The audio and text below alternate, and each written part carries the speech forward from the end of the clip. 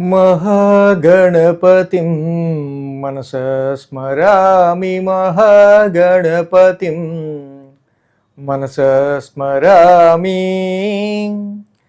TR creations family అందరికీ నా హృదయపూర్వక ధన్యవాదాలు. అలాగే ఈ వారం 21వ తారీఖు నుంచి 27వ తారీఖు వరకు కూడా జూన్ మాసానికి సంబంధించి 3వ వారానికి ఈ 21 నుంచి 27 వరకు కూడా ద్వాదశ రాశుల వారికి సంబంధించి రాశి ఫలాలు ఏ విధంగా ఉండబోతున్నాయి అనేది మనం చూద్దాం. సో ఇక్కడ మేజర్ ట్రాన్సిటల్ చేంజెస్ విషయానికి వస్తే కనుక 21వ తారీఖు ఆదివారం కరెక్ట్గా కుజుడు ఆయన స్వక్షేత్రమైన మేషరాశి నుంచి వృషభ రాశికి మారుతున్నారు. అలాగే 22వ తారీఖు సోమవారం నుంచి కూడా బుధుడు కర్కాటక రాశిలోకి వచ్చున్నారు. కుజుడు బుధుడు మెయిన్గా ఈ వారం నుంచి కూడా స్థాన మార్పులు మనం గమనించవచ్చు. ఇక ప్లానటరీ ట్రాన్సిట్ మనం చూస్తే కనుక కుజుడు వృషభంలో, మిథునంలో రవి, కర్కాటకంలో బుధ గురు శుక్రులు, సింహంలో కేతువు, కుంభంలో రాహువు, ఇక మేన రాశిలో శని భగవానుడు గోచారంలో ఉంటూ ఉన్నారు. సో ఈ విధంగా గ్రహస్థితి ఆధారంగా చంద్రుని యొక్క గమనం కూడా మనం చూస్తే కనుక కన్యా, తుల, వృశ్చికం మీదుగా 3 రాశుల మీద కూడా ఉంది. ఈ విధమైన చంద్రగమనం ఆధారంగా ద్వాదశ రాశుల వారికి సంబంధించి రాశి ఫలాలు ఏ విధంగా ఉండబోతున్నాయి ఈ యొక్క వారంలో మనం ఇప్పుడు చూద్దాం. కన్యారాశి వారికి సంబంధించుద్దాం. కన్యారాశి వాళ్ళకి షష్టమంలో రాహువు, దశమంలో రవి, లాభంలో బుధుడు, లాభంలో గురుడు, లాభంలో శుక్రుడు, మొత్తంగా 5 గ్రహాల యొక్క అనుకూలత కన్యారాశి వాళ్ళకి కనిపిస్తూ ఉంది.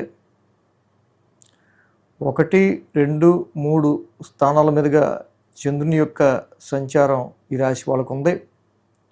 ఆది, సోమ, మంగళ, శుక్ర, శని 5 రోజులు కూడా చంద్రబలం కూడా ఈ రాశి వాళ్ళకి అనుకూలంగా ఉంది. సో ఇక్కడ మనం చూసినట్టయితే కనుక 6 గ్రహాల యొక్క అనుకూలత కన్యారాశి వాళ్ళకి ఈ వారం కనిపిస్తున్నట్టే. దీనిలో ముఖ్యంగా మనం చెప్పుకోదగింది రాశి నుంచే చంద్రుని యొక్క సంచారం. రాశిలో చంద్రుడు బాగా యోగిస్తాడు. పైగా ఆ రాశ్యాధిపతి బుధుడు కూడా లాభస్థాన సంచారంలో ఉన్నాడు. గురువు గారు కూడా ఉచ్చ స్థితిలో ఉండగా చాలా వరకు ఈ వారం వీళ్ళకి మంచి మేజర్ పాజిటివ్ చేంజెస్ అనేవి ఎక్కువగా కనిపిస్తూ ఉన్నాయి.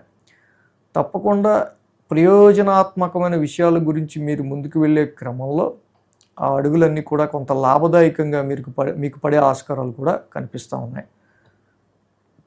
బుధుడి యొక్క సంచారం ఈ రాశికి లాభస్థానంలో ఉండటం, యువర్ సర్చింగ్ సమ్ సర్కిల్స్, కొన్ని సర్కిల్స్ని మీరు సెర్చ్ చేయడం కానీ, కొన్ని నెట్వర్క్స్ని మీరు కలవటం కానీ, ఏర్పరచుకోవడం కానీ, గ్రూప్ ఆఫ్ పీపుల్కి సంబంధించిన కొన్ని సమావేశాల్లో పాల్గొనటం కానీ, ఇలాంటివి ఎక్కువగా మనకి వారం ప్రారంభం కనిపిస్తూ ఉన్నాయి.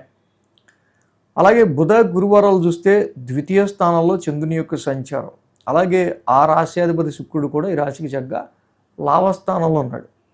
కాబట్టి ఈ రాశికి మెయిన్గా ఏంటంటే ఆర్థికపరమైన విషయాల్లో ఏంటి, ఫైనాన్షియల్ సిచ్యువేషన్స్ పరంగా, ప్రాఫిట్స్ పరమైన విషయాల్లో, అనేకమైన విషయాల్లో ఈ రాశి వాళ్ళకి లాభస్థాన సంచారంలో ఉన్న బుధుడు శుక్రుడు ఇక్కడ చక్కగా యోగిస్తుండగా గురువుగారు కూడా ఈ రాశి వాళ్ళకి అక్కడ ఉండటం చాలా వ్యాపార కార్యకలాపాలకి సంబంధించి, ఆర్థిక పరిస్థితులకి సంబంధించి, అలాగే